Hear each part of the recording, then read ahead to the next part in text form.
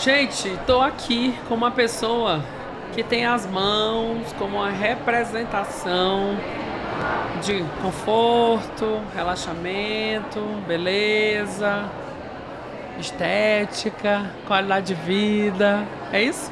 Doutora Raquel Isso, Cavelato. isso. O poder das mãos para mudar a vida de uma pessoa. Vou falar assim, porque eu acho que muda mesmo. Pode. Eu sou fisioterapeuta, então a minha formação é manual. Então eu sei o quanto a minha e a da mão da fisioterapia pode mudar a vida de uma pessoa, principalmente falando no âmbito da reabilitação. Devolver um movimento, devolver ali um passo. E no seu caso, a sua mão, o seu trabalho traz um conforto, que é o toque da massagem, é o toque, é o poder que esse toque tem em transformar aquele corpo no geral. Fiz uma introdução ao nível? Com certeza. As mãos são a ferramenta mais antiga, né? A gente tem aí a história 2600 antes de Cristo, vindo da China, com alguns pontos ali só observados, até atualmente Estados Unidos, a nível Brasil, né? E a gente tem ao longo da história registro acrescentando detalhes, né? Um detalhe científico, um detalhe que um percebeu, que o outro já foi aprofundando, né? E resume muito no toque manual de todos os profissionais, da físio, da massoterapia, da estética, porque é a nossa intercomunicação, né? A mão é a forma da gente se comunicar. E hoje em dia a gente está resgatando um pouco essa dedicação ao trabalho manual, porque o público, de um modo geral, após pandemia, ela trouxe essa busca, né?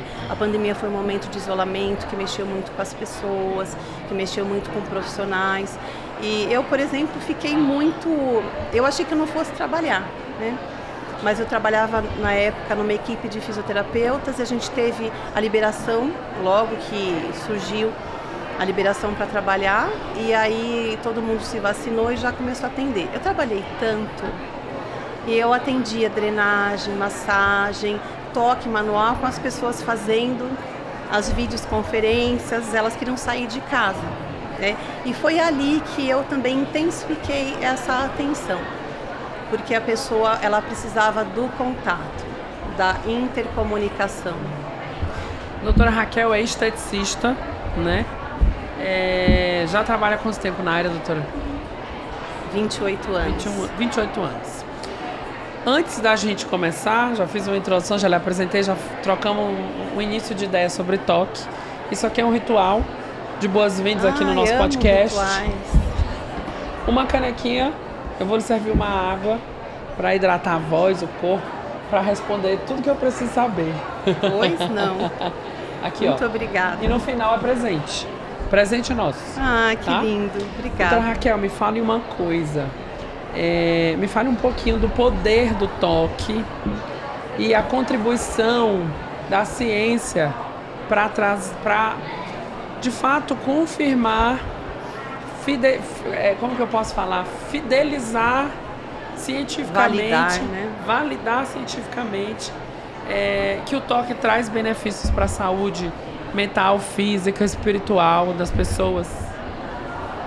Muito bom, ele tocou num assunto, né? Porque nós somos um ser completo, né? A gente busca saúde, estética, mas nós temos espírito, nós temos alma e nós somos um conjunto, né, de vários elementos.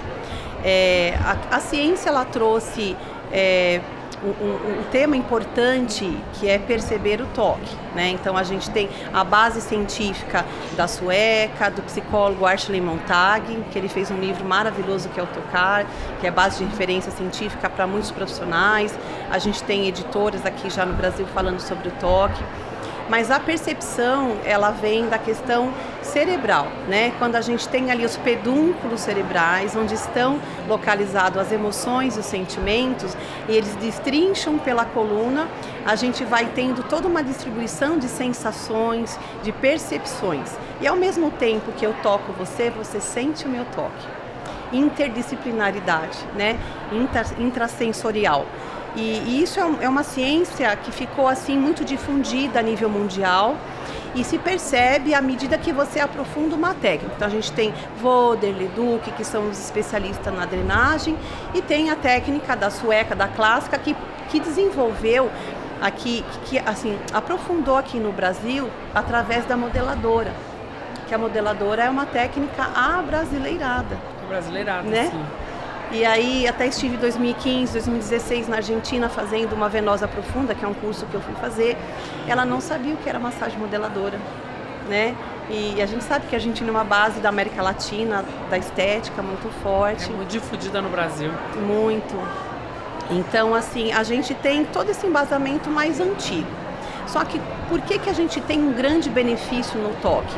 Porque eu trago, eu revisito através do toque as minhas origens de barriga de mãe, de toque ao nascer. A primeira memória sensitiva que a pele tem é quando o médico pega o bebê, é onde ativa o sistema sensorial. Ele é formado a partir do 7º mês na gestação, né? E com 10, 12 semanas a gente já tem um complexo mais ali finalizado do sistema nervoso. Com 4, 5 meses que a mãe caminha de gestação, o bebê já sente que aquele líquido amniótico libera ocitocina, que é o bem-estar. Então a gente tem uma parte química, né, que é serotonina, ocitocina, que beneficia e que traz essa atenção para o toque. Né? E é basicamente isso que traz, que a ciência traz para a gente. Só que a expertise de cada profissional e daquilo que ele estuda, daquilo que ele aprimora, é que gera uma satisfação e atinge um grande resultado. Eu acho que não pode deixar de estudar, não pode deixar de agregar cursos e conhecimentos, porque o toque é feito de combinações, de coisas. Então eu associo um óleo, eu associo uma cromoterapia, uma aromaterapia. Não é só um toque, né? Eu tenho uma experiência de toque muito boa, acho que é válida falar aqui, que eu falo em alguns cursos. Por favor. Que é uma experiência que trouxe um aprendizado profissional, que me ajudou no meu trabalho e me trouxe um aprendizado espiritual também. Eu fui para a China há alguns anos atrás e eu sempre gosto de viajar para algumas regiões que eu vejo que o toque é um ponto importante daquele país. E a Ásia tem muito disso. A China especialmente, a Indonésia, enfim. Fui para Pequim e eu procurei uma casa de massagem chinesa. E aí fui fazer uma massagem que eu deitei numa maca. Para mim ali era uma massagem relaxante. Só que uma coisa me chamou a atenção, que foi, eu entrei na sala e a moça pediu para eu tirar os sapatos, entrar descalço, e o chão era todo de cristais de quartzo. Todo. Cristais, a grande maioria é cor de rosa, mas uns tons mais claros, uns mais pro branco, pro rosa e pro azul. Todo de cristal de quartzo e um jardim de plantas. Vi uma espada de São Jorge, já de ser mal olhada, brincadeira à parte, mas enfim. Ela pediu para eu tirar o sapato e ela estava descalça. Aí eu perguntei por que eu tinha que tirar. Aí ela me falou que a massagem ela é baseada no toque manual e na troca de energia espiritual. Ela disse que ela é um corpo físico que transfere a minha energia para o cristal que deposita na atmosfera. Eu achei aquilo. Ela falou, olha, a sua tensão muscular, ela tem uma... Assim, uma forma, uma origem. Vou te falar de uma outra maneira, porque isso faz 7, 8 anos. Ela disse que a minha tensão, a origem, é espiritual. Então tem muito com a minha cabeça, que tu falaste, da citocina e tal, eu lembrei disso. Então a minha tensão, horas de viagem, preocupação, tô fora da minha cidade, e aí gerou a tensão, contratura muscular. Então tem essa questão espiritual para ela, na doutrina dela, lá na metodologia, é importante. Sim. E ela fala que o cristal de quartzo absorve a tensão espiritual que está causando a tensão muscular. E ela é um mecanismo físico de transferência. Então eu tinha que entrar descalço para já começar a transferência para a atmosfera, para a terra. E ela ali em 1 hora ia fazer essa transferência. Se isso faz sentido ou não, funcionou. Porque eu saí de lá com relaxamento que eu nunca senti nenhuma massagem feita até hoje. Foi muito bom, a mão muito leve, ela o tempo todo descalça. E aí eu não me identifiquei como fisioterapeuta, eu tava com o rosto naquela parte que fica, né? E eu tava observando ela no pé, ela pisava o tempo todo. Quando ela tirava um pé do chão, o outro mantinha. E ela fazia a troca e mantinha os dois nos movimentos. Ai, gente, que coisa interessante. E aí depois eu fui ler sobre o cristal de quartzo, ele fala dessa absorção atmosférica, de ambientes na atmosfera que estão no ar, que estão na terra, e o corpo consegue transferir. É tanto que as bruxinhas, elas trabalham o quartzo, essa troca de energia, né? Coisa da bruxaria boa, vamos dizer assim. Claro. E foi uma experiência tão interessante que eu disse, gente, que coisa legal. Será que isso funcionaria no Brasil? Já viu alguma coisa parecida, doutora? Já. Inclusive, eu tenho uma formação de 2016. Então faz sentido o meu pensamento. Faz sentido o seu pensamento. É a grande tendência do toque ser pensado na energia e no espírito, né? Eu tenho uma formação chamada radiestesia genética. Carinhosamente a gente se chama de Radigen, né? E eu fui buscar, porque num dos atendimentos que eu fiz em 2016, eu atendi uma paciente, ela já estava em tratamento de câncer e ela comentou que estava com muita dor na região da escápula. E eu fiz uma drenagem importante, né, para auxiliá-la também. E no final eu fiz um toque de relaxamento nas costas, um movimento deslizante, uma coisa breve, até que ela levantou e falou: ai, você tirou com as mãos. Eu lavando as mãos na água pensei, tirou com as mãos. E agora, para onde foi? Para onde foi? E aquilo ali passou, fiz o meu dia de atendimento. Quando eu entrei no carro para ir embora, eu pus a mão na direção à dor nas minhas costas. Então, olha, tu tá falando isso, aí eu me lembrei de uma fala dela, que ela fala assim pra mim, no final eu me identifiquei. Saí, fui lá, fiz o pagamento, eu disse, olha, eu sou fisioterapeuta no Brasil, uma coisa me chamou a atenção. Tu faz 4, 5 massagens dessa por dia, se tu me fala que é um eixo de transferência, como tá o teu final do dia? Sim. Ela, Igor, eu saio no mesmo relaxamento que vocês. E aí eu me lembro das minhas alunas, professor, eu tô morta, fiz 5 massagens, estou cansada, massagem relaxante, estou tensa. Essa foi a última vez que eu tive essa sensação. E eu já tinha mais, eu ficava com o corpo pesado, sentia muita dor no corpo, porque é natural que o profissional da estética, que as pessoas, por exemplo, quem recebe massagem e quem faz uma massagem, há uma entrega. O profissional se entrega, quem está lá recebendo a massagem se entrega, esse é o objetivo, essa é a busca, nem que ela seja inconsciente, essa é a busca. E aí, quando eu cheguei em casa, eu lembrei desse colega, que ele está no meu livro, ele fala sobre o capítulo da medicina Ayurveda, ele já era radiestesista, e eu falei, olha, eu preciso de uma ferramenta para limpar a energia, para controlar. Ele falou, vai assistir o congresso que vai ter, depois se quiser você faz o curso. Não assisti o congresso, começou a dar uns pluque assim, eu fui chorar no banheiro, eu falei, como que eu não enxerguei essas coisas? E era um congresso com o pessoal apresentando resultados positivos, né, até científicos, com reiki, outras técnicas indianas e aquela outra de reflexão que você repete, Ho'oponopono. E eu fiquei assim, porque até então, até 2016 é só estética, massoterapia, curso, pode. Aí eu falei, mas o que acontece? E aí fizemos uma dinâmica onde o corpo, fechamos os olhos e todo mundo sentiu o corpo, e eu fiquei lá rodando, falei, oi. Aquilo foi assim um divisor de água para os meus tratamentos, para o meu toque. Fiz o curso, sempre trabalho a limpeza, né, das pessoas, a minha, passou.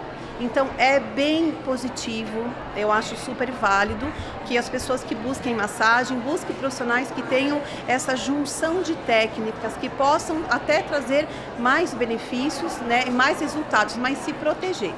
E no meu livro eu falo muito da proteção da mão também. 28 anos trabalhando, eu nunca tive uma tendinite. né? Fiz pós-operatório, fiz modeladora, trabalhei com protocolos, tive a bebê.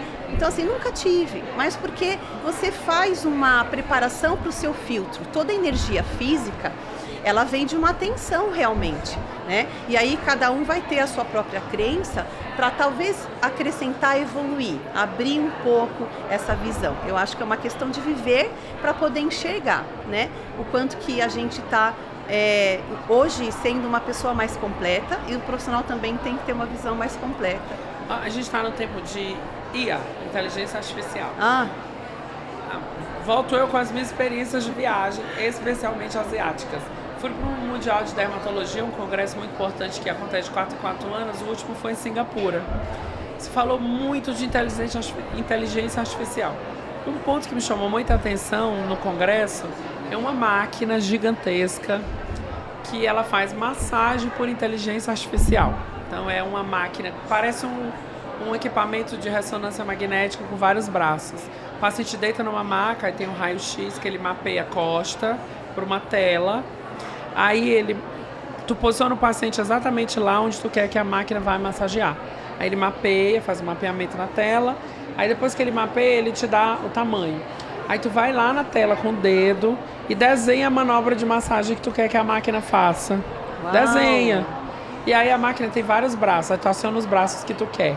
Quer que massageie o trapézio, o grande dorsal, os paravertebrais, tudo. Tu desenha tipo um touch. Aí tu desenha, faz um desenho, aciona o play e a máquina vai, movimenta aonde tu fez.